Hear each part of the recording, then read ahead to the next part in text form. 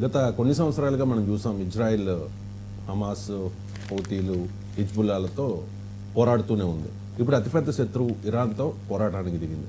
అంటే Israel Iran ట్రాప్లో పడినట్టేనా? ఒకవేళ అదే జరిగితే ఇక బయట పడడం ఇజ్రాయెల్కి అసాధ్యం అని రక్షణ రంగ నిపుణులు చెప్తూ ఉన్నారు. జియో పొలిటికల్ అనలిస్ట్గా అంజురావు గారు మీరు చెప్పారు. ఇక్కడ ఇరాన్ ట్రాప్ అనకుండా ఇక్కడ వార్ ట్రాప్ అనాలన్నమాట. ఇజ్రాయెల్ అనేది వార్ ట్రాప్లో ఇరుక్కుంది. చూడండి, ఇజ్రాయెల్ అనేది ఒక గొప్ప దేశం.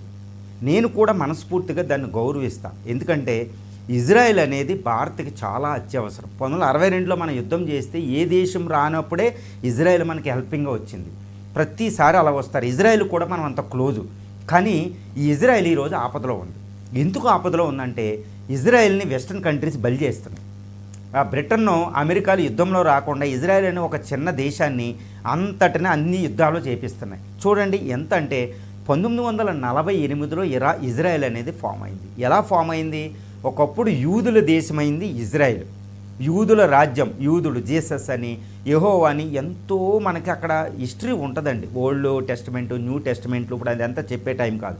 ఒక అద్భుతమైన దేశం, అద్భుత హిస్టరీ. 10 కమాండ్మెంట్స్ అనేది కూడా అక్కడి నుంచే ఉద్భవించింది అనేది మనం చూడాలి. ఒక అద్భుత జెరూసలేం, ఈ రమల్లా, ఎంత అద్భుతమైన హిస్టరీ అండి. కానీ ఈరోజు ఆ ఇజ్రాయెల్ ఏంటంటే ఈ చార్లెస్ డార్విన్ చెప్పినప్పుడు సర్వైవల్ ఆఫ్ ది ఫిట్టెస్ట్ అనే ఒక యుద్ధాన్ని చేస్తుంది. అది ఎంతసేపు యుద్ధం చేస్తేనే అక్కడ అస్తిత్వం. యుద్ధాన్ని ఎప్పుడు ఆపితే అది నాశనం అయిపోయే స్టేజ్ని తెస్తున్నారు. ఈ వెస్ట్రన్ కంట్రీస్, ఈ ట్రంప్, ఈ బ్రిటన్, ఫ్రాన్సు తాము ఎంత బలవంతులు యుద్ధం చేయొచ్చు కదా, ఈరోజు దీంతో యుద్ధం చేపిస్తున్నారు. ఎలా అంటే 1948లో అక్కడ బెన్ డేవిడ్ బ్రౌనరీ అని ఇజ్రాయెల్ యొక్క ఫౌండర్. ఈ ఫౌండర్ ఒక నిమిషం ఒకసారి చెప్తాడనమాట. మనం చాలా జాగ్రత్తగా వ్యవహరించకపోతే ఇజ్రాయెల్ నిలబడదని చెప్తాడు. అది ఇప్పుడు ఈయన ఫాలో అవుతున్నారు. ఎవరు? Benjamin Netanyahu. ఈయన ఒక పెద్ద ట్రాప్లో పడ్డాడు. వార్ అనే ట్రాప్లో పడ్డాడు. చూడండి, ఇజ్రాయెల్ ఏర్పడిన తర్వాత 1948 నుంచి 2025 వరకే పరిశీలిస్తే నిత్యం యుద్ధంలో ఉంటుంది. అది అసలు యుద్ధం లిస్టు కూడా మనం చూడలేమన్ని యుద్ధాలు ఉంటాయండి. ముఖ్యంగా అది ఇప్పుడు వరకు 9 యుద్ధాలు చేసింది. అతిపెద్ద యుద్ధం 1948లో రెండో ప్రపంచ యుద్ధం అంతవాగానే చేసింది 4-5 దేశాలతో. తర్వాత అతిపెద్ద యుద్ధం 1967 మానవ చరిత్రను ఒక గొప్ప యుద్ధాన్ని చేసింది 1967 6 దేశాలతో కేవలం 6 రోజులు యుద్ధం చేసింది. 6 రోజులు 6 దేశాలను ఓడించింది.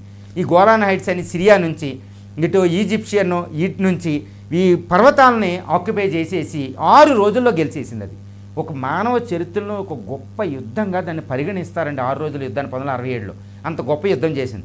తర్వాత ఫస్ట్ ఇంతిఫాదా, రెండో ఇంతిఫాదా, మూడో ఇంతిఫాదా యాసర్ అరాఫత్తో శాంతి సైన్యంతో యుద్ధం చేసింది. తర్వాత రీసెంట్గా మనం యుద్ధం చేస్తున్నాం. 9 యుద్ధాలు చేసిందండి ఇప్పటివరకే. కానీ ఇది 2025లో జరిగే యుద్ధం మాత్రం దాని అంతానికి వచ్చిందా అన్నట్టు ఉంది. ఎందుకు? ఇక్కడ చాలా పెద్ద యుద్ధం జరుగుతుంది.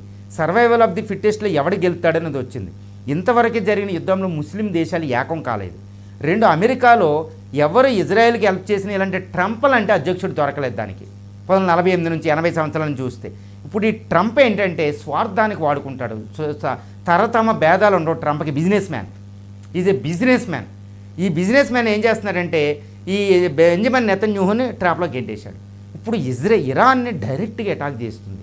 ఇరాన్ చాలా తెలివిగా 1979 నుంచి క్రోడీకరించి ఉంది బలాలని. ఆ బలాలు ఇంకా చూపిస్తుంది చూడండి. ఇక్కడ చాలా ప్రమాదం, ప్రపంచం మండుతున్న సమయం. ఈ సమయంలో ఇక్కడ ఇజ్రాయెల్ వెంటనే ఏంటంటే ఇంత దీర్ఘకాలం ఎప్పుడు యుద్ధం చేయలేదు ఇజ్రాయెల్. అందుకే అది గెలిచింది. చాలా జాగ్రత్తగా ఉండాలి. ఇంత దీర్ఘకాలం ఏదో షార్ట్ వార్ చేసేసేది, మళ్ళీ క్రోడీకరించేది. కానీ ఇక్కడ 2023 అక్టోబర్ 8న హమాస్ దాని మీద అటాక్ చేసినప్పుడు తర్వాత హమాస్తో యుద్ధం చేసింది. వెంటనే హిజ్బుల్లాని నాశనం చేసింది.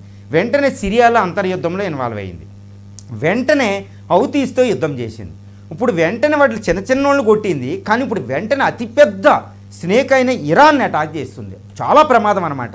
ఎప్పుడు గ్యాప్ లేదు. 2023 నుంచి 680 రోజులు అవుతుంది ఈరోజు. దానికి గ్యాప్ లేదు. సైనిక దళం చిన్నది. యుద్ధం కూడా $67 బిలియన్ ఇప్పుడు దాకా స్పెండ్ చేసింది. అది $19 బిలియన్ మాత్రం అమెరికా ఇచ్చింది. దానికి యుద్ధం $500 బిలియన్ ఎకానమీ. యుద్ధానికి ఫండింగ్ కావాలి. దాని ఎకానమీ కూడా నెగిటివ్ గ్రోత్ రేట్ దగ్గరికి కొంచెం 3% తగ్గిపోయింది. సో గ్రోత్ రేట్ మీద ఎఫెక్ట్ పడింది. ఆయిల్ ఆగిపోతుంది. చాలా ప్రమాదం. అంటే ఏంటంటే ఇజ్రాయెల్ ఏర్పడే 1948 నుంచి కూడా ఇప్పటివరకు ఇంత పెద్ద దీర్ఘకాలిక యుద్ధం జరగలేదు. ఇంత పెద్ద దేశాలతో యుద్ధం చేయలేదు అది. ఇరాన్ లాంటి అంత దేశంతో మళ్ళీ ఇప్పుడు ఇరాన్తో చేస్తుంటే ఇప్పుడు హిజ్బుల్లా ఇదంతా చేసేటప్పుడు డిప్లొమసీకి ప్లేస్ లేకపోవడం వల్ల ఈ ముస్లిం కంట్రీస్ అన్నీ ఏకమవుతున్నాయి. ప్రపంచవ్యాప్తంగా కూడా దానికి ఫ్రెండ్స్ సపోర్ట్ చేసే దేశాలు లేరు. ఈ ట్రంప్ ఎప్పుడు ఎలా మారిపోతాడో తెలియదు. సో ఇరాన్ అనేది అస్తిత్వం ప్రశ్నలో పడింది, అంటే వార్ ట్రాప్లో పడిపోయింది. ఇంకా వారు ఏమన్నా ఒక 2 రోజులు గ్యాప్ వద్దంటే 2 రోజులు కూడా గ్యాప్ వచ్చే పరిస్థితి లేదు. ఎందుకంటే ఇరాన్ క్షమించే ప్రసక్తిలో లేదు. అది దీర్ఘకాలిక యుద్ధం చేయడానికి డిసైడ్ అయింది. ఇప్పుడు ఏంటంటే ఇజ్రాయెల్ చూడండి, ఇజ్రాయెల్ తన చరిత్రలో 1948 నుంచి 2025 వరకు చూస్తే ఇంత తీవ్రంగా ఇజ్రాయేలీ పీపుల్ ఏ యుద్ధంలో కూడా చనిపోలేదు. ఇంత తీవ్రంగా ఏ దేశం కూడా ఇజ్రాయేలీ సిటీని అటాక్ చేయలేదు. ఇప్పుడు ఐరన్ డ్రోమ్ నాశనం అయిపోయింది. బరాక్ 8 మిసైల్ సిస్టమ్ వెళ్ళి టెల్ అవీవ్ మిలిటరీ హెడ్ క్వార్టర్ని ఇరాన్ కొట్టగలుగుతుంది. ఇప్పుడు ఇరాన్కి లైసెన్స్ దొరికింది. ఇప్పుడు వరకు ఇజ్రాయెల్ని టార్గెట్ చేయడం అంటే భయపడేవారు. ఇజ్రాయెలే టార్గెట్ అవ్వడమే ఇక్కడ పెద్ద ప్రమాదం. ఇజ్రాయెల్ అటే పోయిన ఏం చేసింది అనేది కాదు, దాన్ని టచ్ చేయడానికి భయపడేవాళ్ళు. అంటే ఇజ్రాయెల్ని ఓడించవచ్చు, ఇది ఇంపాసిబుల్ కాదు, ఇజ్రాయెల్ శత్రువును టార్గెట్ చేయొచ్చు అనేది ఇస్లామిక్ దేశాలకి తెలిసిపోయింది. సో ఇజ్రాయెల్ వీక్నెస్ బయటకు వచ్చేసింది. అక్కడ సంకీర్ణ ప్రభుత్వం, ప్రజాప్రభుత్వం అదొక వీక్నెస్ ఇక్కడ డిక్టేటర్ల మధ్యలో. సో ఇజ్రాయెల్ అనేది ఒక అద్భుత దేశం ఈరోజు వాటి ట్రాప్లోకి వెళ్ళింది. ఇది ట్రంప్ వెస్టర్న్ కంట్రీస్ ఆడించే ఆట. ఈ ఆటను చేయాలంటే ఇజ్రాయెల్లో ఉన్న బెంజమిన్ నెతన్యాహు లేదా ఇంకో ప్రధాని వచ్చిన ఈ సంకీర్ణ ప్రభుత్వం చాలా తెలివిగా వెళ్ళి అవసరమైతే అమెరికా నువ్వు చేసుకొని చాలా జాగ్రత్తగా బయటకు వస్తేనే ఈ సర్వైవల్ ఆఫ్ ది ఫిట్టెస్ట్లో నిలుస్తుంది. ఎందుకంటే ఇప్పుడు భారత యుద్ధం చేయలేక కాదు పాక్ మీద, ఎందుకు చాలా తెలివిగా వాటి ట్రాప్ల నుంచి బయటకు వచ్చింది. చాలా తెలివిగా వ్యవహరించాలి. చూడండి మోడీ ఎంత తెలివిగా వ్యవహరించారు. ఈ విధంగా యుద్ధ ట్రాప్ అనేది చాలా చాలా ప్రమాదం. అది ఎవరైనా రాముడు రావణులకే దిక్కులేదు. సో యుద్ధంలోంచి బయటపడాలి అంటే ఇజ్రాయెల్ ఆపదలో ఉంది. ఈ యుద్ధానికి విరామం కావాలి. అది ఎంత ఓడింప శక్యం లాంటి దేశమైనా ఈ విరామం వచ్చేటట్టు వెస్ట్రన్ కంట్రీస్ లేవు, అవి ఇంకా రెచ్చగొడుతున్న ప్లే ఆడుతున్న గేమ్. సో ఇజ్రాయెల్ లాంటి భారత మిత్రుడు క్షేమంగా ఉంటేనే ఇండియాకు కూడా క్షేమం. ఇప్పుడు భారతదేశం ఇజ్రాయెల్ క్షేమాన్ని కోరుకుంటుంది. కాబట్టి ఈ ఇండియా ద్వారా మోడీ ద్వారా ఇజ్రాయెల్ ఈ యుద్ధాన్ని విరమింపజేసుకునే ఒక గొప్ప అవకాశాన్ని వినియోగించుకుంటుందనే వార్తలు కూడా మనకు వస్తున్నాయండి. ఇజ్రాయెల్ ఇరాన్పై అణుదాడి చేస్తే పాకిస్తాన్ ఇజ్రాయెల్ మీద అణుబాంబు